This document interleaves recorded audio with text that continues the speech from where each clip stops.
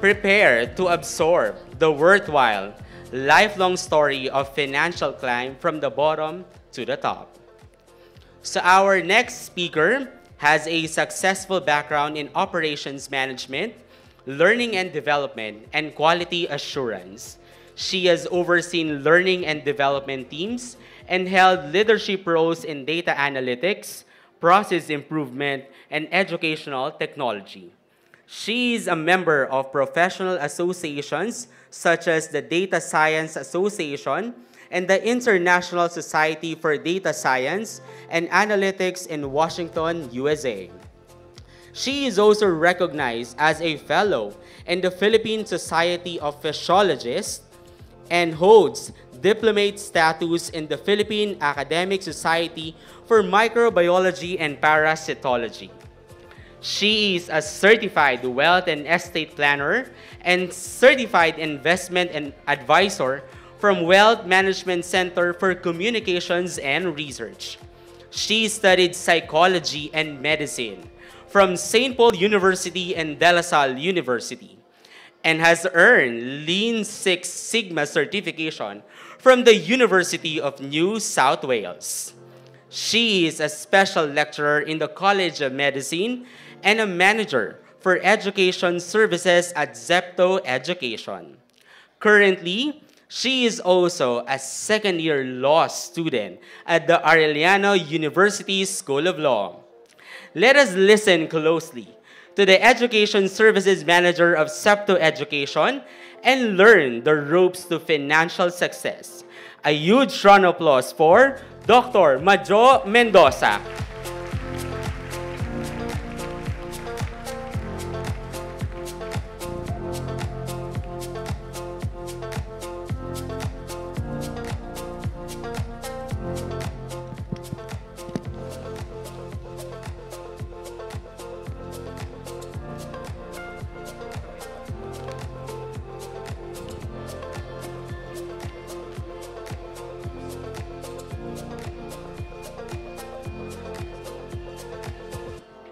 Good afternoon. That's too low, man. Good afternoon. Wait lang ah. Good afternoon to the leadership. Good afternoon to thank you very much, sir. Good afternoon to the teachers. And good afternoon, Herons. Yeah! Let's rock this auditorium. Okay. So, guys, real talk ito ah. Bawal ang nonchalant. Bawal ang nonchalant. Green flag ito. Green flag. Oh my, I tried to look at that at the internet, just what are the different terms that I'm going to use today?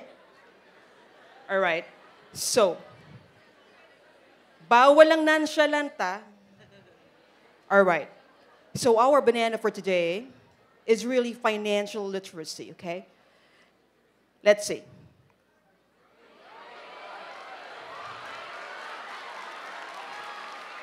Before we congratulate Carlos Yulo, please congratulate yourselves.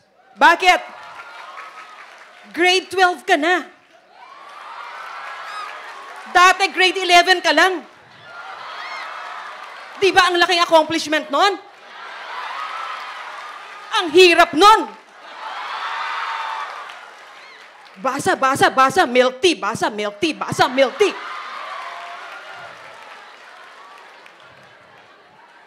Tapos pagpunta mo sa chat, red flag, pre.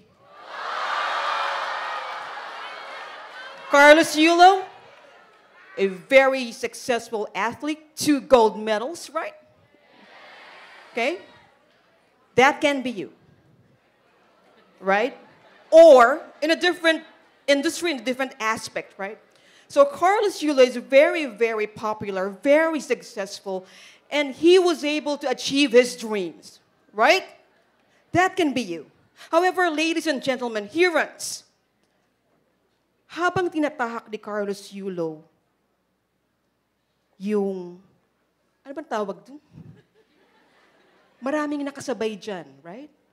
Health, right? Pero hindi masyadong pinag-uusapan ng health, right? Pagpasok mo sa school, tatanungin ba ng pre mo na, pre, nag-protein shake ka na ba? Hindi di ba? Pre, nag-swimming ka ba ng ilang laps? No! Sabihin lang, pre, nagawa mo na ba yung assignment mo? Pakopya. Yeah. While we're pursuing our dreams, we need to take care of our health. Number 2, we need to take care of our loved ones. Oy, may mga green flag. Okay. Right? Right? Number 3, yung hindi pinag-uusapan. Very quiet. Money. Right? Hindi pinag-uusapan pero pinag-aawayan. Hiwalay kong hiwalay. Right? How can you say I love you to your girlfriend if later on she's going to pay for the freaking movie?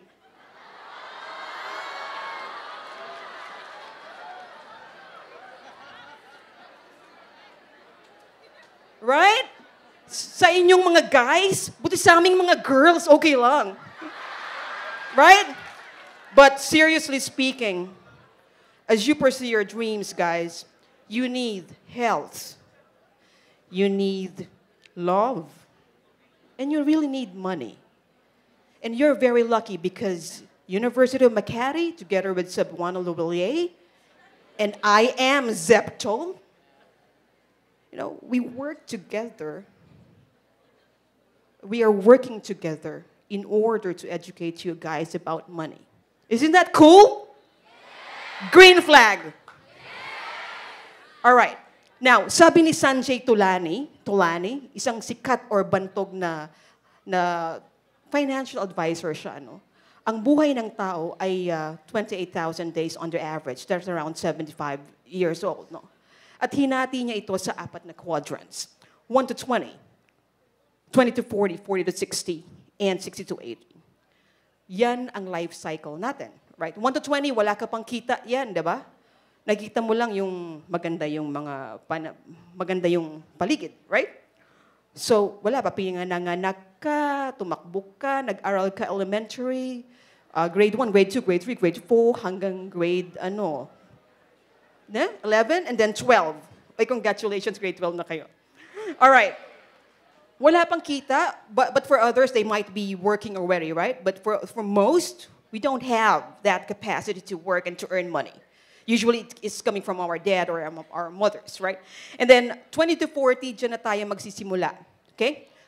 Yung niligawan mo nung nandun ka sa 1 to 20, baka sinagot ka, and then pinakasalan mo siya sa 20, nung 20, and then you build a family, you buy a house, a car, a bicycle, you get a dog, right? Or a cat. Okay? Tapos tumatagal, 40 to 60, okay? You buy your second car, your second house, and the whole shebang. And then 60 to 80, maaring kung may mga negosyo ka, kumikita ka pa ng pera. Alright? Pero, medyo mababawasan na yung pagtatrabaho natin. Yep? Okay. Now, kung pagbabasihan natin yung pananalapi, doon sa pagpasok natin sa 20 to 40, that's a time that we're gonna accumulate wealth. Because kikita ka na, Kikita ka na. So, maganda yon. Diyan ka lang magsisimula kumita ng pera. And then after that, dito sa gitna, dapat proprotektahan mo yung wealth mo. Yung naipon mong money, right? Meron nga nung naundoy, kasi nilalagay lang nila yung pera sa under ng bed, natangay yung pera ng undoy, nawala. Okay? So, dapat napoprotect. And then, kapag umabot na tayo sa edad na to, dapat naiisipan natin mag-share. Right? Like, debuba ng apo ko? O sige, magbibigay ako ng 1 million para sa kanyang cotillion. That's the age. Or, ipapamana mo na yung meron ka. Correct? Okay. Now, swerte kayo. Bakit? Nandito pa kayo sa 1 to 20. At this moment, tuturuan kayo, bibigyan kayo ng program or ng course para pag iniikutan nyo na itong bilog na ito, you have tools, you're equipped. Okay? Kasi, tignan nyo, isang kaso lang to, pero kailangan ng pag-iisip eh. Si James, graduate ng college, nagtrabaho, IT. Okay? Nag-iipon ng pera. Sabi niya, I'm gonna save 5,000 a month. So times 1260. Hindi naman mahirap yun, no? Times 1260. Right? Nagkasakit siya, pero meron siyang 60,000, naubos yun. And they need to sell their properties and borrow money. Pero mabait siya, di ba? Nag-save naman siya ng money. Ano pa rin ang nangyari sa kanya? Ganyan pa din. Sell properties, borrow money, kawawa pa din. Right? And then, pwede rin siyang maging ganito. Si James, nagtrabaho, IT, nag-save 5,000. Sa insurance naman, okay? 5,000 times 12, 60. Dahil insurance yon, di ba kapag nagbigay ka ng pera sa insurance, pag may nangyari, may ibibigay sa yung money. Right? So, binigyan siya ng pera. However, the disadvantage is that, pag dun ka sa insurance, dun mo nilagay yung pera mo. Hindi mo naman siya makukuha agad-agad. Kailangan ka pang mamatay. That's the general overview, but there are a lot of different insurance packages. But that's the general thing, if it's a traditional insurance. Okay? But for this portion, pwede mong kunin kaagad. So, ibig sabihin, maraming mga scenarios, and there are different things na kailangan nating matutunan para makita natin at makasagot tayo dito sa mga ganitong scenario. Pwede rin naman, hatiin niya yung 5,000 niya, meron sa bank, meron din sa insurance para pareho siyang covered. Right? I see heads nodding. Yan yung mga bagay-bagay na ituturo dun sa financial literacy course. Para magkaroon kayo ng idea. And I want you to consult your parents. You know, tanungin niyo yung tatay niyo, nanay niyo, ano ba gagawin natin dito? It should be a family course. Kung mayaman na kayo, kailangan pa rin yung financial literacy para mag-share. Kung kailangan nyo pang yumaman, mag-aral din tayo. Right? Ang punto ng slide na to, number 1, financial literacy. Number 2, mas maganda kung magpapatulong tayo sa financial partners. Imagine niyo kung hindi siya sumali sa bangko, hindi siya sumali sa financial partner na insurance, mas mahirap. Right? Kasi ikaw ang magbe-bear niyan mag-isa. Ikaw lang. Ikaw ang magbabayad ng operasyon sa heart. Ikaw lang. Pero pag meron ka insurance or something, you know, pwede kang matulungan ng mga financial partners. Okay? So, next. Kaya din tayo kailangan mag-aral ng financial literacies because kailangan tayong maging miyembro or mag-participate sa financial system. Ito ang mandato ng Bangko Sentral ng Pilipinas na dapat ang mga Pilipino ay kasali sa financial system para makatulong tayo sa pag-ikot ng pera sa bansa and at the same time will help you. Right? Diba? Money. Money is currency. Current. Just like water. Let it flow. Tumulong tayo sa pag-inog, pag-flow ng pera. And at the same time, you know, the money will also go to you. Right? Kung nasa labas ka ng financial system, paano na, right? Kaya in a chance, if you have a chance, if you qualify, you have to include yourself right away in the financial system, and that is just outside. Okay? Paglabas nyo, pwede na kayong maka-member sa financial system. All right. Guys, you have the time, kasi bata pa kayo. Friend ng money ang time. All right? And the money, it will come. And the knowledge, it will be given to you by University of Makati and Cebuano Lilier. Right? So we have a course. It's a financial literacy course. It's Wealth Building Basics, the Guide to Financial Literacy. And I'm going to show you just some snapshots.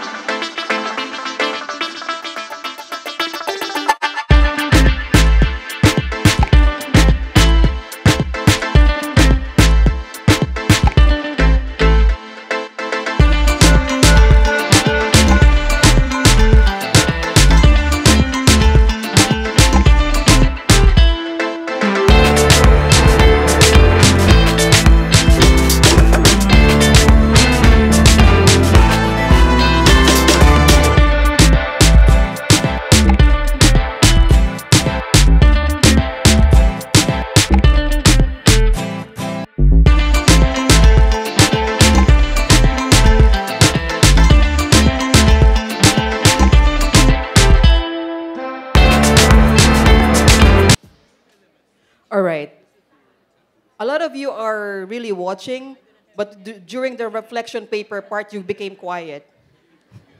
All right? It's a reflection paper or like reflection like you just need to ask your parents or just answer it, casually. Just so we know what's happening in the back of our mind. Okay. So that course will talk about income, it will talk about budgeting, it will talk about savings and how you're going to protect your money. It's going to talk about growing your money. It's going to talk about how to share, Okay.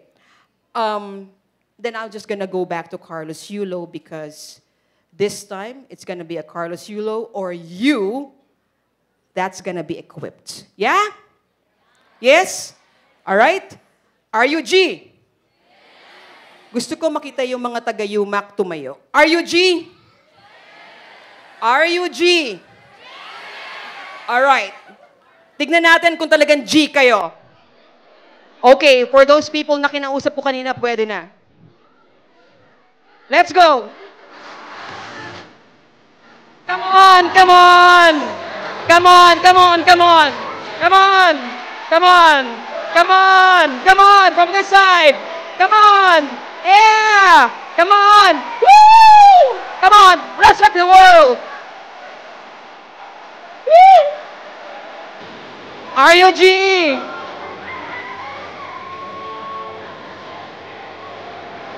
Come on! Walang nonchalant dito! Yan! Woo! Come on!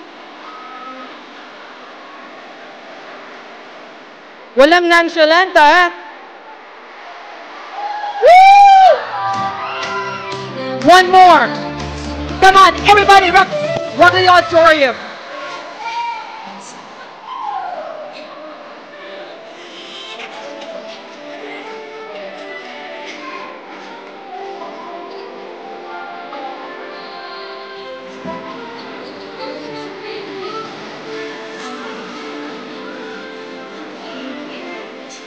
Come on, guys! Grade 12!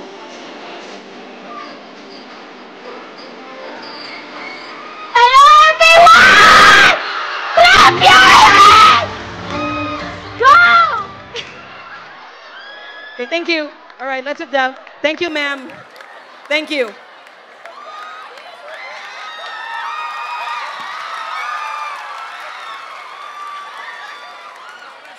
All right, thank you very much, Shumac, for that participation. And thank you for those two ladies who participated in the stage. Okay, thank you very much. It pumped.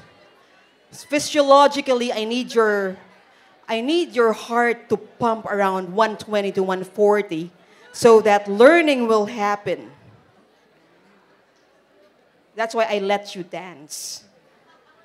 Okay? So, now the ball is on your corner, ladies and gentlemen. So, tandaan natin ha, yung pag-aaral natin, pangarap mo, hindi lang yan ikaw. Dala-dala mo rin yung pangarap ng magulang mo, ng kapatid mo, at pangarap ng aso mo. Pangarap ng girlfriend mo, ng boyfriend mo, at ng kapitbahay. Alright? To love is to prosper, and to prosper is to love. Thank you, Yuma!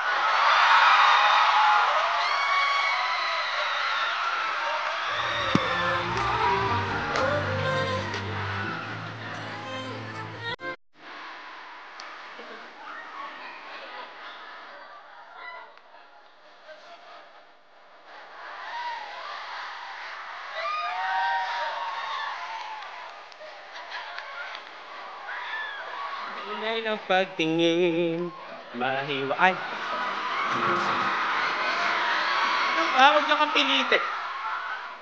Anyway, once again, a big round of applause for Dr. Majo Mendoza. Ayan. Grabe yung energy. Grabe yung vibe, good vibes na binibigay nyo. And I think our visitors from SEPTO Education and from Cebuana Luwilier will be coming back, no, from time to time to visit everyone.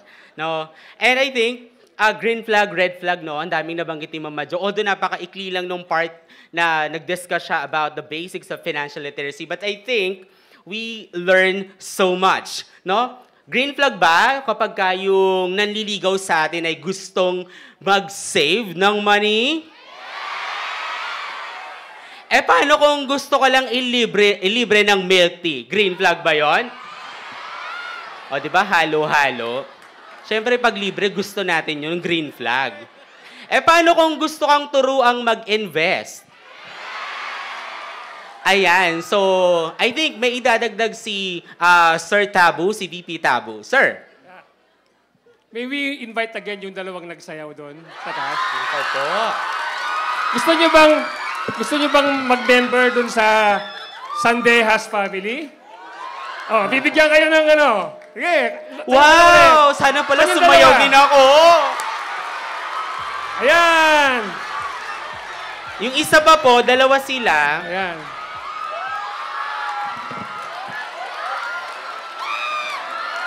Grabe. We are blessed. Thank you, Mama Jo, for the opportunity, no? To have something to save. Ay, di-save pala.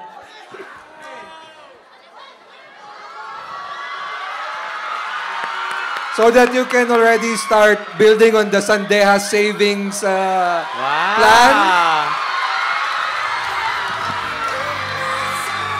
Both of you will get 3,000 pesos. Wow!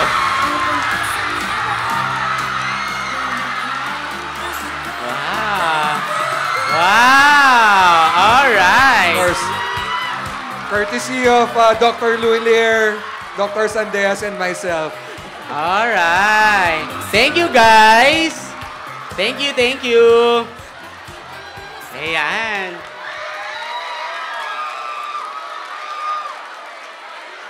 All right.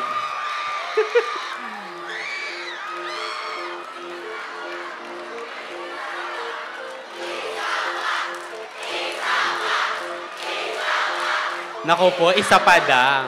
Alright. Huwag kayong mag-alala. Babalik ang Cebuana Luilier at Septo Education for that. And by that day, siguro maging coach nyo na ako. Para may 3,000 din ako. Okay. Kahit service credit na lang, okay naman din sa akin. Anyway, once again, thank you so much, President-elect Sursi Ramos, Dr. Luilier, and Dr. Sandejas for our prizes. Palakpakan po natin ang ating mga prize sponsor. Okay.